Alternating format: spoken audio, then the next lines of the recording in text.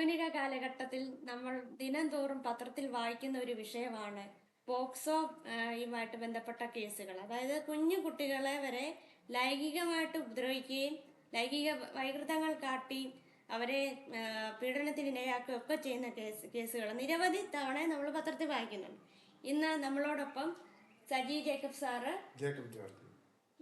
George sir അദ്ദേഹമാണ് നമ്മളോടൊപ്പം പോക്സോയെ കുറിച്ച് ഡീറ്റെയിൽ ആയിട്ട് പറഞ്ഞു തരാൻ വന്നിരിക്കുന്നത്. സ്വാഗതം സർ. എന്താണ് പോക്സോ നിയമം എന്നൊന്ന് സാറിന്റെ ചുരുങ്ങിയ വാക്കുകൾ കൊണ്ടൊന്ന് പറയാമോ? പോക്സോ എങ്ങനെയാണെന്ന് പോക്സോ നിയമം അട്രാക്ട് ചെയ്യുന്നത് 18 വയസ്സിന് താഴെയുള്ള പേഴ്സണോട് സെക്ഷൽ ആയിട്ട് ആംഗ്യമോ സംസാരമോ ഒക്കെ കാണിച്ചുള്ള പ്രവൃത്തികൾ പോക്സോയുടെ കീഴിൽ വരും. എത്ര വർഷമായിട്ട് സാറ് പോക്സോ കേസ് ഡീൽ ചെയ്യുന്നുണ്ട്? ഡീൽ ചെയ്തതിൽ ഏതെങ്കിലും ഒരു പോക്സോ കേസിലെ പ്രതികൾക്ക് ശിക്ഷ കൂട്ടിക്കിട്ടിയ കാലാവധിയോ എന്തെങ്കിലും അങ്ങനെ ഉള്ളോ? പോക്സോ കേസ് ഞാൻ ഡീൽ ചെയ്തിട്ടില്ല. കാരണം 2012 ഇത് നിയമം ആയി വരുന്നത്.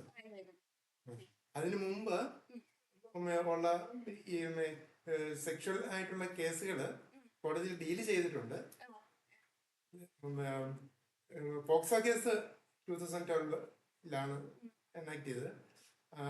2012 മുതലാണ് നിയമം ആക്കിയത്. അപ്പം ഈ പോക്സോ കേസ് നടത്തിയിട്ടുണ്ട്. സാറേ, അപ്പോൾ ഞാൻ ചോദിക്കുന്ന ഒരു ചോദ്യം, ഈ പോക്സോ നിയമം പലപ്പോഴും ദുരുപയോഗം ചെയ്യപ്പെടുന്നതായിട്ട് നമ്മൾ പത്രമാധ്യമങ്ങളിൽ കാണുന്നു. അത് എത്രത്തോളം ശരിയാണ്? ഈ പോക്സോ നിയമം ദുരുപയോഗപ്പെടുത്തുന്നത് പ്രത്യേകിച്ച് സ്ത്രീകളുടെ പക്ഷത്തുനിന്ന്, ഞാൻ വേറൊന്നും കൊണ്ടും അല്ല പറയുന്നത്. ഇപ്പൊ എന്തെങ്കിലും കാരണത്താൽ ആരോടെങ്കിലും വിരോധം തോന്നിയ പോക്സോയിൽ കൊണ്ട് ട്രാപ്പ് ഇടുന്ന ആൾക്കാരെ കുറിച്ച് നമ്മൾ കേൾക്കുന്നുണ്ട്. എത്രത്തോളം വാസ്തവമാണത്? അത് പത്രത്തിൽ വരുന്നതും ഈ കോടതി നടക്കുന്ന കാര്യങ്ങളും പലപ്പോഴും എൻറ്റയർലി ഡിഫറെന്റ് ആയിരിക്കും. ഒന്നാമത്, പത്രത്തിൽ ഒരു ജേർണലിസ്റ്റ് എന്ന് പറയുന്ന ആള് ഒരു LLB ബാക്ക്ഗ്രൗണ്ട് പോലും ഇല്ലാത്ത ഒരാളായിരിക്കാം. അത് ഈ ലീഗൽ ആസ്പെക്റ്റിൽ മാത്രമല്ല, മറ്റുള്ള കാര്യങ്ങളിലാണേലും ഇപ്പോൾ ഉള്ള ഒരു മെഡിക്കൽ ആസ്പെക്ട് റിപ്പോർട്ട് ചെയ്ത് വരുമ്പോഴത്തേനും അത് മെഡിക്കൽ സൈഡിൽ നിന്ന് വരുന്ന ആള് റിപ്പോർട്ട് ചെയ്യുന്നതും ഒരു സാധാരണ മെഡിക്കൽ ഗ്രൗണ്ടുമായിട്ട് ഒരു ബന്ധവും ഇല്ലാത്ത ഒരാളും റിപ്പോർട്ട് ചെയ്യുന്നത് എൻ്റയർലി ഡിഫറെൻ്റാണ്. അപ്പം ഈ ലോ സംബന്ധിച്ച് റിപ്പോർട്ട് ചെയ്യുന്നവര് അടിസ്ഥാനപരമായിട്ട് they should have an LLB degree വേണം എന്ന് കരുതുന്ന ഒരാളാണ് ഞാൻ. മാഡത്തിന് പിടികിട്ടിയോ? മനസ്സിലായോ? അതുപോലെ തന്നെ മെഡിക്കൽ ആസ്പെക്ട് ആണേലും മെഡിക്കൽ കേസ് ജേർണലിസ്റ്റ് റിപ്പോർട്ട് ചെയ്യുമ്പോൾ ആ റിപ്പോർട്ട് ചെയ്യുന്ന ജേർണലിസ്റ്റിന് ആ മെഡിക്കൽ ബാക്ക്ഗ്രൗണ്ടിലൂടെ ഉണ്ടെങ്കിലേ ശരിയായ രീതിയിൽ ഇത് ജനങ്ങളിലോട്ട് എത്തിക്കാൻ സാധിക്കുകയുള്ളൂ. ഇപ്പോൾ സാറേ, ഒരു ചോദ്യം ഞാൻ ചോദിക്കാൻ പോകുന്നത്, നമ്മുടെ മാധ്യമങ്ങളിലെ ഈ നമുക്കറിയാം ഇന്ന് AI അതുപോലുള്ള ടൂൾസ് ഉപയോഗിച്ച് മറ്റുള്ളവരെ വക്രബുദ്ധിയോടെ കൊടുക്കാൻ ശ്രമിക്കുന്നവരെ നമുക്കറിയാം. അതും പോക്സോ നിയമത്തിന്റെ വകഭേദത്തിൽ വരുമോ? ഇപ്പം മാധ്യമങ്ങൾ വഴി ദുരുപയോഗം ചെയ്യാൻ ശ്രമിക്കുന്നതും ഒക്കെ, അതായത് ചിത്രങ്ങളും അശ്ലീലമായ ചിത്രങ്ങളും അങ്ങനെയൊക്കെയുള്ള സംഭവങ്ങള്, അത് പോക്സോ നിയമത്തിൽ വരും. നിലവിലുള്ള സെറ്റപ്പ്, നമ്മുടെ ജുഡീഷ്യൽ സെറ്റപ്പ് അനുസരിച്ച് ആര് എന്ത് പരാതിയും കൊണ്ട് കോടതി വന്നു കഴിഞ്ഞാലും ട്രയൽ കോർട്ടിൽ നടക്കുന്നത് എന്താണെന്ന് വെച്ച് കഴിഞ്ഞാൽ, ട്രയൽ കോർട്ട് എന്ന് പറഞ്ഞാൽ ചെറിയ കേസുകളാണെങ്കിൽ മജിസ്ട്രേറ്റ് കോർട്ട്, കുറച്ചുകൂടി ഗ്രാവിറ്റി ഉള്ള കേസുകളാണെങ്കിൽ അസിസ്റ്റന്റ്, കുറച്ചുകൂടി ഗ്രാവിറ്റി അല്ല മജിസ്ട്രേറ്റ് കോർട്ട് കഴിഞ്ഞ് അതിനേക്കാളും കുറച്ചുകൂടി ഗ്രാവിറ്റി ഉള്ളതാണെങ്കിൽ നമ്മൾ ചീഫ് ജുഡീഷ്യൽ മജിസ്ട്രേറ്റ് കോർട്ട് എന്ന് പറയും. അതിൻ്റെ മുകളിൽ അസിസ്റ്റന്റ് സെഷൻസ് കോർട്ടുണ്ട്. ഇതാണ് ഈ trial കോർട്ട്സ് in the criminal side. Criminal side. നമ്മൾ ഈ പോക്സോ കേസ് എന്ന് പറയുന്നത് നമ്മളെ ഒരു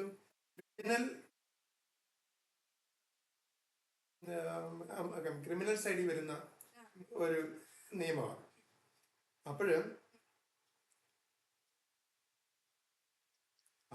ഈ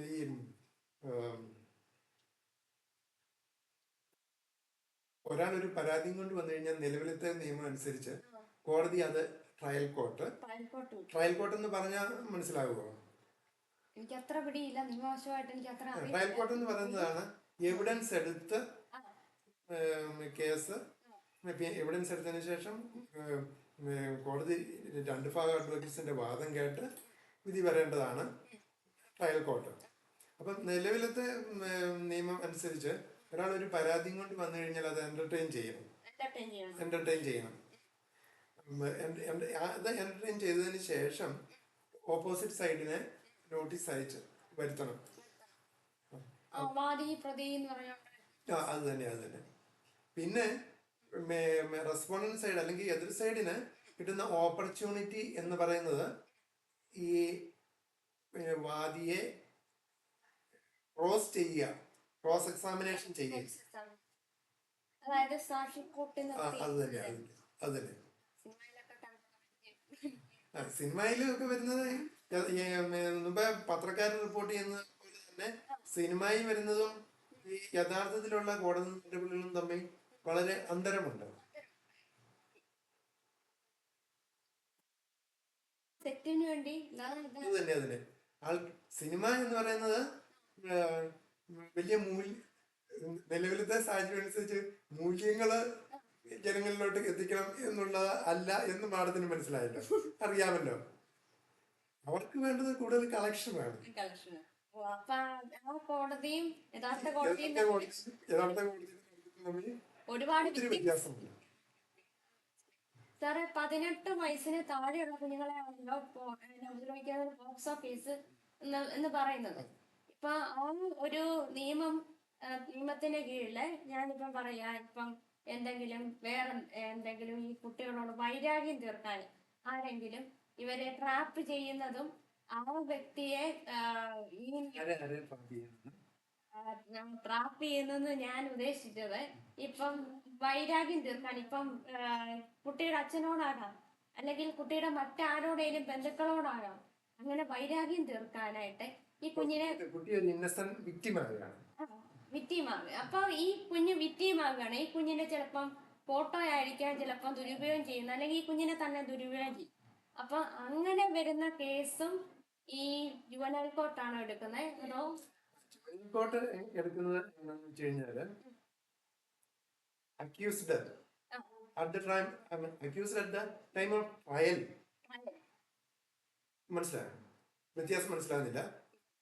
അക്യൂസ്ഡ് 18 വയസ്സിന് താഴെയുള്ള ആളാണെങ്കിൽ 18 വയസ്സിന് താഴെയുള്ള ആളാണ്.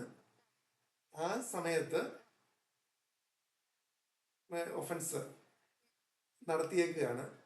എന്നാൽ അതിനുശേഷം 18 വയസ്സിന് ശേഷമാണ് കോടതിയിലെ നടപടിക്രമങ്ങൾ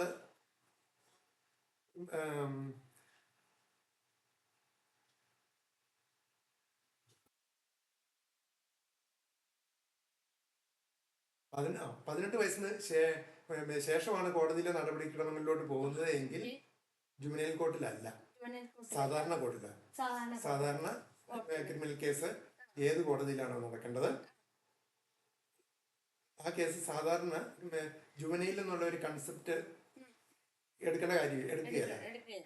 ഏത് ക്രിമിനൽ ട്രയൽ കോർട്ടിലാണോ എടുക്കേണ്ടത് ആ കോടതിയിലേ വരികയുള്ളൂ. മാഡത്തിന് മനസ്സിലായോ വ്യത്യാസം? ഇപ്പോഴ് ക്രിമിനൽ നടപടികൾ എടുക്കുന്നത് 18 വയസ്സിന് താഴെയുള്ള സമയത്താണ് എങ്കിൽ ജുവനൈൽ കോർട്ടിലാണ്. ഡിഫറൻസ് മനസ്സിലായോ?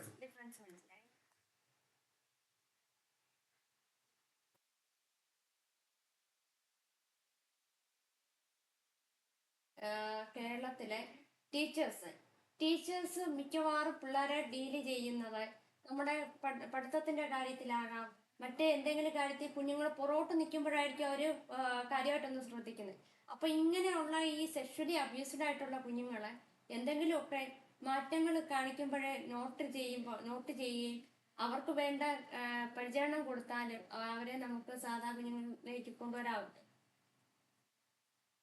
ഒരു പരിധി വരെയെങ്കിലും. സൈക്കോളജിക്കൽ ആസ്പെക്ട് ആണ്. അതിനെ കുറിച്ച് സാറിന് എന്താണ് അഭിപ്രായം പറയാനുള്ളത്? ഒരു അഡ്വക്കേറ്റ് എന്ന നിലയില്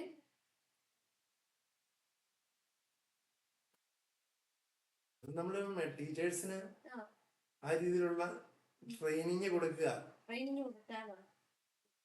ഏതാണെങ്കിൽ ഒരു 18 ഇയേഴ്സ് ഓഫ് ഏജിന് താഴെയുള്ള ഒരു പേഴ്സൺ സെക്ഷലി ഹരാസ്ഡ് ആയ എങ്കിൽ അടുത്ത സ്റ്റേജ് ഒരു സൈക്യാട്രിക് ഇന്റർവെൻഷൻ ആണ്. അപ്പം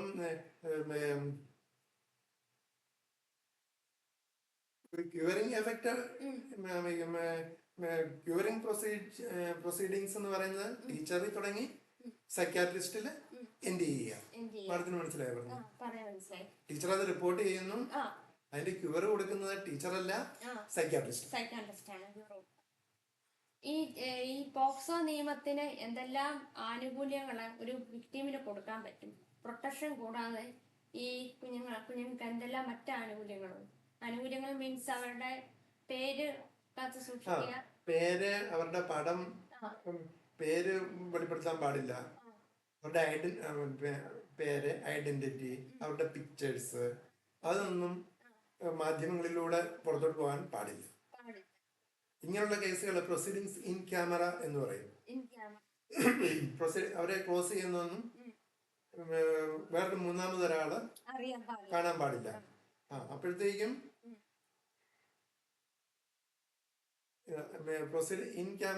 പ്രൊസീഡിങ്സ് ഇൻ ക്യാമറ എന്ന് പറഞ്ഞു കഴിഞ്ഞാല് ക്യാമറ മീൻസ് ഒരു ലാറ്റിൻ വേർഡാണ്, മുറി എന്നാണ്. അപ്പം കോടതി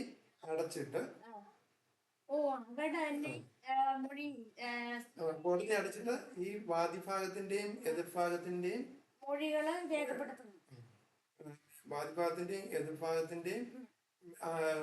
വാദിയെ എതിർഭാഗം ക്രോസ് ചെയ്യുന്നത്, അതിനു മുമ്പ് വാദി കോടതിയിൽ സബ്മിറ്റ് ചെയ്യേണ്ടത്, മൊഴി കൊടുക്കേണ്ടത്, അതിനുശേഷം പ്രതിഭാഗ അഡ്വക്കേറ്റ് അല്ലെങ്കിൽ പ്രതി ക്രോസ് ചെയ്യേണ്ടത്. ഈ സമയത്തൊക്കെ ഈ കോടതിയില്ല, ഈ കോർട്ട് ഹാളിലോട്ട് വേറൊരാൾക്കും പ്രവേശനമില്ല. അതിനാണ് പ്രൊസീഡിങ്സ് ഇൻ ക്യാമറ എന്ന് പറയുന്നത്. ക്യാമറ എന്ന് പറയുന്നത്. അപ്പൊ ഇതൊരു ലാറ്റിൻ വേർഡാണ് ക്യാമറ. അപ്പം ഈ അതിനകത്തുള്ള ഒരു ലിംഗ്വിസ്റ്റിക് ഇതായിട്ട് ഉള്ളത് ഈ ലാറ്റിൻ, സാൻസ്ക്രിറ്റ്, ഹീബ്രു, ഇതെല്ലാം ഇന്റർ റിലേറ്റഡ് ലാംഗ്വേജസ് ആണ്. അപ്പം കമ്ര എന്ന് പറഞ്ഞാൽ ഹിന്ദി, കമ്ര എന്ന് പറഞ്ഞാൽ മുറി, മനസ്സിലായോ? ഹിന്ദിയും സംസ്കൃതവും തമ്മിൽ ബന്ധമുണ്ടല്ലോ. കമ്ര എന്ന് പറഞ്ഞാൽ മുറി. അപ്പോൾ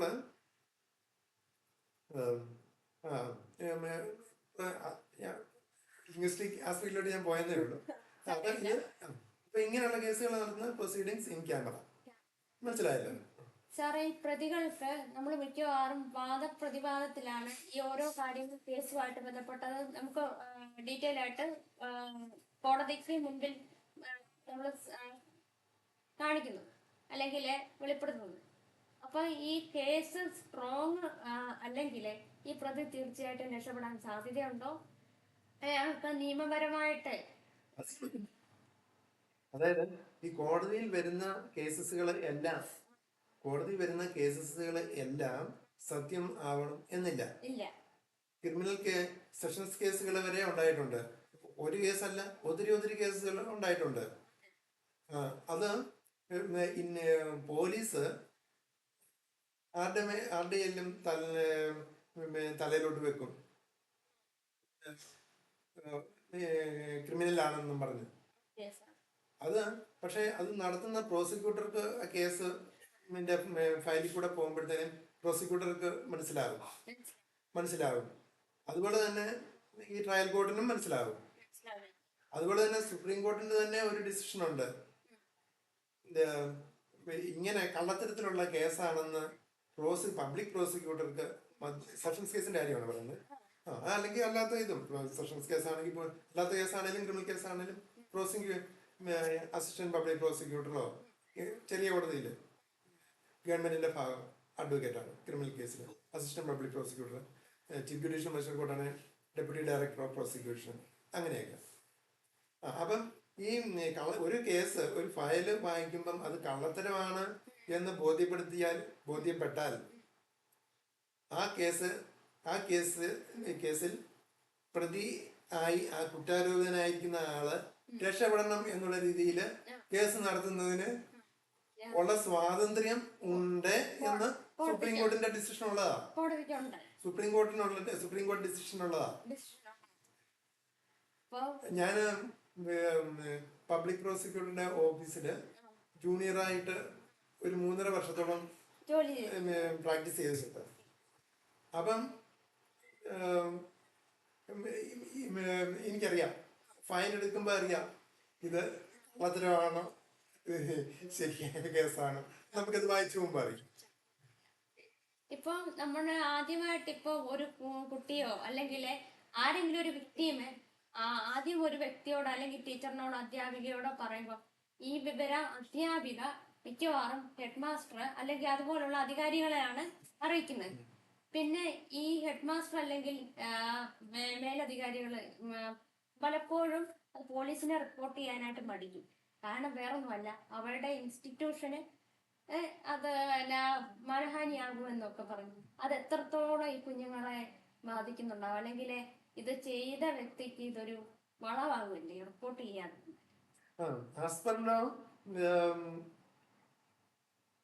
ഇങ്ങനെ ഒരു പോക്സോ കേസ് ഒരു സ്കൂളിൽ നടന്നാല് ആ സ്കൂളുമായിട്ട് ബന്ധപ്പെട്ട അധികാരികള് പോലീസിനെ റിപ്പോർട്ട് ചെയ്യാൻ ബാധ്യസ്ഥരാ. അല്ലാത്ത പക്ഷം അവർക്കും ശിക്ഷ ലഭിക്കുകയല്ലേ. ഇങ്ങനെ ഒരു കേസ് നടന്നിട്ട് അറിയിച്ചില്ല എന്ന് പറഞ്ഞ ആരെങ്കിലും അധികാരികളെ അറിയിക്കുവാണെങ്കിൽ അറിയിക്കാതെ മൂടി വെക്കുന്നതും ശിക്ഷാർഹമായിട്ടുള്ള പ്രവർത്തനം വിധേയമാണ്. അവർക്കെതിരെയും പ്രൊസീഡിങ്സ് എടുക്കാം. അതായത് ഈ കുട്ടി ഇങ്ങനെ വിക്ടിമാണെന്ന് അറിഞ്ഞിട്ടും മിണ്ടാതിരുന്നാല് ഈ മിണ്ടാതിരിക്കുന്ന ആളുകളും പ്രതിക്ക് തുല്യരാകുകയാണെന്നല്ലേ അതിനർത്ഥം. പ്രതിയെ പ്രൊട്ടക്ട് ചെയ്തു എന്നുള്ള രീതിയിൽ അവർക്കെതിരെയും പ്രൊസീഡിങ്സ് എടുക്കാൻ പറ്റും. കണ്ടുവരുന്ന ഒരു പ്രവണത മൂടി വെക്കാനൊക്കെ പലരും ശ്രമിക്കും. ശ്രമിക്കുന്നതിന്റെ പിന്നിൽ അവരുടെ ഒരു ടാർഗറ്റ് അല്ലെങ്കിൽ അജണ്ട എന്ന് പറഞ്ഞാൽ അവരുടെ ഇൻസ്റ്റിറ്റ്യൂഷന് അത് മീഡിയാസ് വഴിയും അതുവഴിയും ഒക്കെ ഒരു ബ്ലാക്ക് മാർക്ക് വീഴാതിരിക്കാനായിട്ടുള്ള ഒരു ശ്രമമാണ് അവർ നടത്തുന്നത്. പക്ഷേ കുട്ടിയുടെ നന്മയോ ഭാവിയോ ആരും നോക്കുന്നില്ല. ഈ പോക്സോ കേസ് നിലവിൽ വന്ന വർഷമാണോ അതിന് കുറച്ച് വർഷം കഴിഞ്ഞാണോ നമ്മുടെ നിർഭയ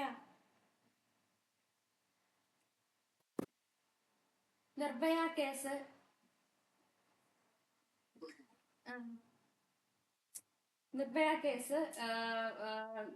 നമ്മുടെ ഇന്ത്യയിൽ നടന്നത്?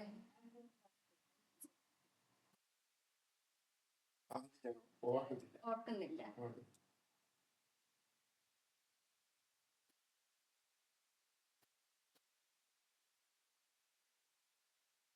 ഒരു ചോദ്യം കൂടി ചോദിച്ചിട്ട് നമുക്ക് ഇന്റർവ്യൂ ചെയ്യാം. ഏകദേശം പറഞ്ഞ സമയത്തിലധികം കൂടുതൽ. ഈ നിയമവശങ്ങളൊക്കെ ഇന്ന് നമ്മുടെ കേരളത്തില് കൃത്യമായിട്ട് പാലിക്കപ്പെടുന്നുണ്ടോ? പാലിക്കപ്പെടാത്ത പക്ഷം എന്തൊക്കെയാണ് നടപടികൾ സ്വീകരിക്കാൻ പറ്റുന്നത് പോലീസിന് അല്ലെങ്കിൽ അധികാരികൾക്ക്?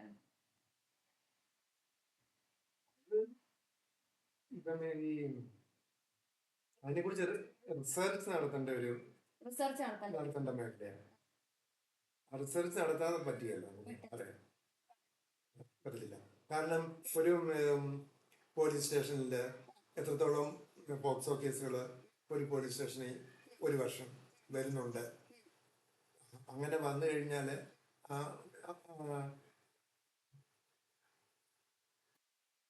പല പാരാമീറ്റേഴ്സിലാണ്. പോലീസ് സ്റ്റേഷനിൽ വന്നു കഴിഞ്ഞാൽ ആ ലൊക്കാലിറ്റിയിലെ ആൾക്കാരുടെ ജീവിത നിലവാരം, ആ ലൊക്കാലിറ്റിയിലെ ആൾക്കാരുടെ വിദ്യാഭ്യാസം, അങ്ങനെയൊക്കെയുള്ള കാര്യങ്ങൾ. അതുപോലെ തന്നെ ഇന്ത്യയിൽ ട്രൈബൽസിന്റെ കാര്യത്തിലാണെങ്കിൽ നമ്മൾ ഇന്ത്യ മഹാരാജ്യം രൂപപ്പെട്ടപ്പോഴേ കോൺസ്റ്റിറ്റ്യൂഷനലി പ്രൊട്ടക്റ്റഡ് ആണ് അവരുടെ പല റൈറ്റ്സും. അപ്പം ഈ ചില ട്രൈബൽസിന്റെ ഇടയിൽ അവരുടെ വിവാഹ പ്രായം എന്ന് പറയുന്നത് ഓൾ ഇന്ത്യ ബേസിസിലുള്ള 18th ഇയേഴ്സ് ഓഫ് ഏജ് അല്ല, അതിലും താഴെ പോവുകയാണ്, അതിലും താഴെയാണ് ട്രൈബൽസിന്റെ. അപ്പോഴ് അവരുടെ അവിടെ ഒരു സെക്ഷൽ ഇന്റർകോഴ്സ് നടന്നു എന്ന് പറഞ്ഞാല് ഈ below 18 years of age sexual intercourse നടന്നു എന്ന് പറഞ്ഞു കഴിഞ്ഞാല് അതിനെ നമുക്ക് പോക്സോയുടെ ഇതിൽ പെടുത്താനൊന്നും പറ്റുകയില്ല. അവർ ട്രൈബൽസിന്റെ ഇടയിൽ അത് കോൺസ്റ്റിറ്റ്യൂഷനിൽ പ്രൊട്ടക്റ്റഡ് ആണ്. പക്ഷേ നമ്മുടെ ഇന്ത്യൻ ഭരണഘടനാ നിയമത്തില് ഉണ്ടല്ലോ, ശക്തമായിട്ട് നിയമം പറയുന്നുണ്ട്.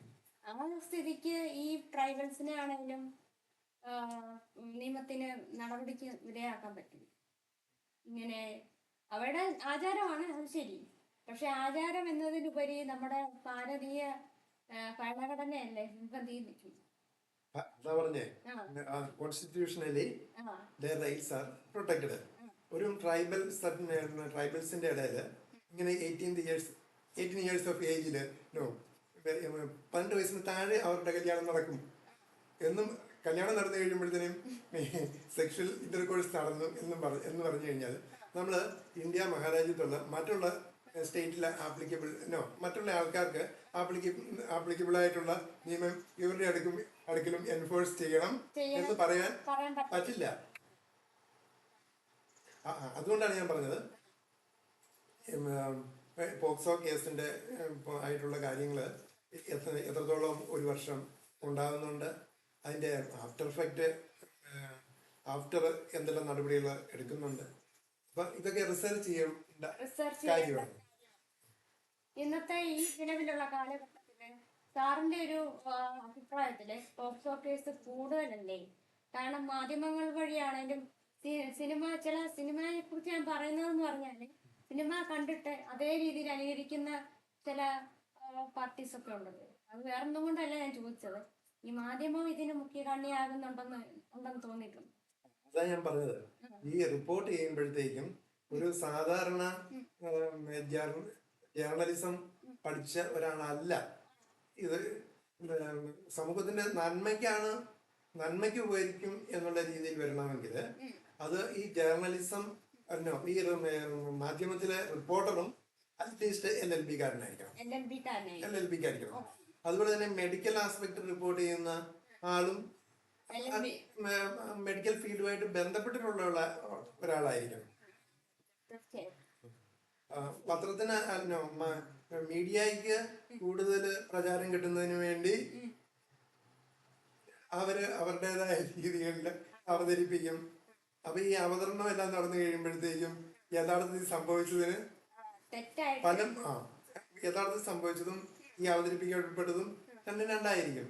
ഇപ്പം എക്സാമ്പിൾ പറയുവാണ് നമുക്ക് ഓണംകുളം അച്ഛന്റെ മറിയക്കുട്ടി കേസ്, അതിനൊരു ഉദാഹരണം അല്ലേ പോലും.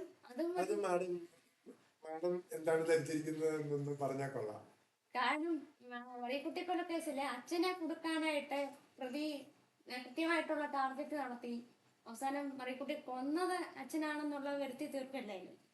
അത് ഞാൻ മനസ്സിലാക്കിയിടത്തോളം ഒരു സാക്ഷി കോടതി പറഞ്ഞത് അച്ഛന്റെ ഈ മറിയക്കുട്ടി എന്ന് പറയുന്ന ലേഡിയുടെ ദേഹത്തു നിന്ന് ഈ അച്ഛൻ ഈ നൈഫ് ഊരുന്നത് കണ്ടു എന്ന്. എനിക്ക് ഈ കേസ് സംബന്ധിച്ച് എനിക്ക് പത്രത്തിൽ കൂടിയുള്ള അറിവേ ഉള്ളൂ. ഞങ്ങളുടെ ലോ ജേർണലിൽ കൂടെ ഞാൻ ഈ കേസ് ഞാൻ വാദിച്ചിട്ടില്ല. പക്ഷെ ആസ് എ ഹ്യൂമൻ ബീങ് ഞാൻ പറയുന്നു, ഈ അച്ഛൻ ആദ്യം ശിക്ഷിക്കപ്പെട്ടു. ഈ അച്ഛന് എനിക്ക് തോന്നുന്നു ജയിലിൽ കിടന്നു തന്നെയാണ് ജയിലിൽ കിടന്നതായിട്ടാണ് എനിക്ക് കിടന്നു തന്നെയാണ് അറിയാൻ മരിച്ചത്. ഉം. അതിനുശേഷം ഈ യഥാർത്ഥത്തിലുള്ള കുറ്റവാളിയുടെ മക്കളുടെ മക്കൾക്കും എല്ലാം മെന്റല്. ഇന്ത്യൻ ഏറ്റവും അവസാനം ഇയാള് കുറ്റം സമ്മതിച്ചു, പക്ഷെ അതിനോട് ഈ അച്ഛൻ മരിച്ചു പോയിരുന്നു എന്നാണ് ഞാൻ മനസ്സിലാക്കുന്നത്. അതുപോലെ തന്നെ നിരവധി കള്ളക്കേസുകളും നമ്മുടെ നാട്ടിൽ സുലഭമാണല്ലോ. അതാണ് ഞാൻ ആദ്യമേ പറഞ്ഞു, ട്രയൽ കോർട്ടില് ആരെയും ആർക്കും എതിരെ ഒരു പെറ്റീഷൻ കൊണ്ട് വന്ന് ചെന്ന് കഴിഞ്ഞാല് ആദ്യം ആദ്യം തന്നെ കോടതി അത് എന്റർടൈൻ ചെയ്യുകയും പിന്നെ ഈ എവിഡൻസ് സ്റ്റേജിലാണ് എവിഡൻസ് സ്റ്റേജിലാണത് ശരിയാണോ തെറ്റാണോ എന്നുള്ളത്. പക്ഷെ ഇങ്ങനെയാണ് എങ്കിൽ പോലും ഡിസ്ചാർജ് ആപ്ലിക്കേഷൻ നമുക്ക് കൊടുക്കാം. ഡിസ്ചാർജ് ആപ്ലിക്കേഷൻ പ്രതിക്ക് കൊടുക്കാം. അപ്പം ഞാൻ ഏറ്റവും മനസ്സിലാകുന്ന രീതിയിൽ ഞാൻ പറയാം. പോക്സോ കേസ് തന്നെ ഒന്നിരിക്കട്ടെ, ഒരാള് ബിലോ 18 years ഓഫ് ഏജിലുള്ള ഒരാളെ ഇൻ ദ സ്റ്റേറ്റ് ഓഫ് കേരളയില് ബിലോ 18 years ഓഫ് ഏജ് ആയുള്ള ഒരാളെ സെക്ഷലി ഹരാസ്ഡ് ചെയ്തു എന്നും പറഞ്ഞ് ക്രിമിനൽ കോർട്ടിലോട്ട് പെറ്റീഷൻ ഫയൽ ചെയ്തു, പോക്സോ കോടതിയിൽ പെറ്റീഷൻ ഫയൽ ചെയ്തു എന്നിരിക്കട്ടെ. അപ്പം യഥാർത്ഥത്തില് ആ കുറ്റാരോപിതൻ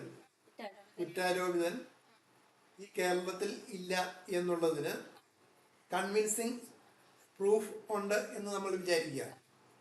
അപ്പോൾ ആ പ്രൂഫ് വെച്ച്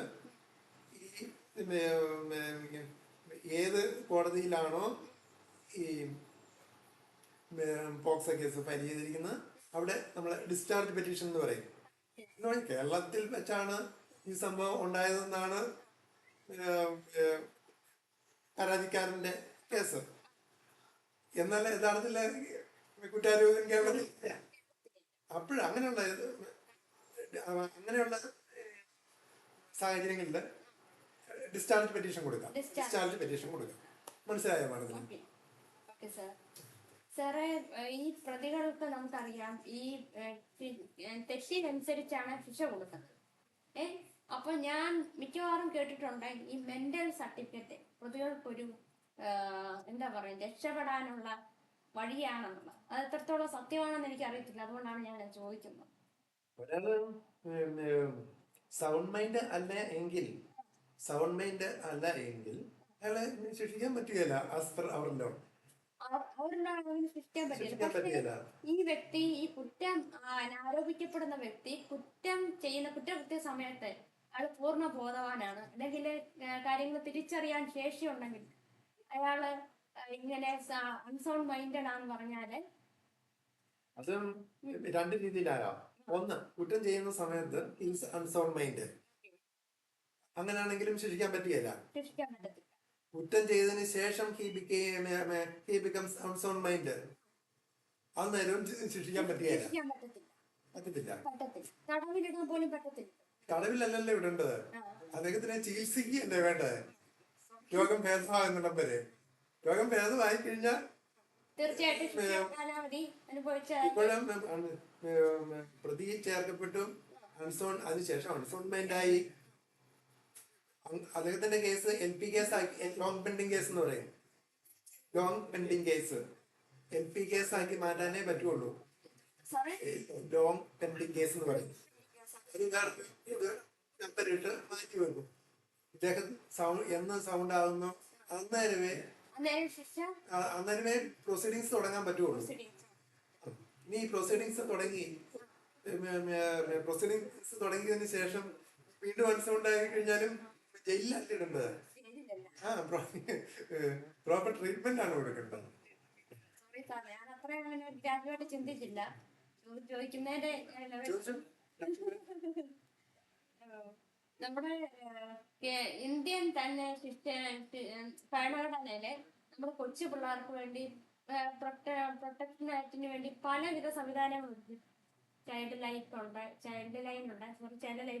ലൈന്, അതുപോലെ തന്നെ എമർജൻസി നമ്പര്, ഇതെല്ലാം എത്രത്തോളം നമുക്കൊരു ഉപകാരപ്രദമാകുന്നു, അല്ലെങ്കിൽ എത്രത്തോളം ഈ സേവനങ്ങൾ ലഭ്യമാകുന്നു എന്നതിനെ കുറിച്ച് എന്തെങ്കിലും അഭിപ്രായം സാറിന് പറയാനുണ്ടോ?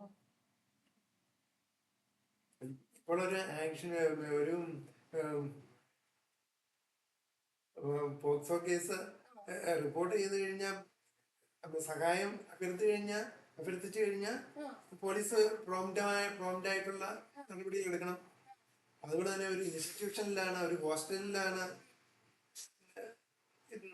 ഹോസ്റ്റലിൽ നിന്നാണ് ഇത് റിപ്പോർട്ട് ചെയ്യുന്നതെങ്കിൽ തീർച്ചയായിട്ടും ഹോസ്റ്റൽ അധികാരികളും പോലീസും എല്ലാം ഒരുമിച്ച് പോകണം ആക്ഷൻ എടുക്കുന്നത്. Thank you sir. ഇത്രയും സമയം നമ്മുടെ നിർഭയം എന്ന അഭിമുഖ പരിപാടിക്ക് വേണ്ടി സമയം മാറ്റിവെച്ച ജേക്കബ് സാറിന് നന്ദി.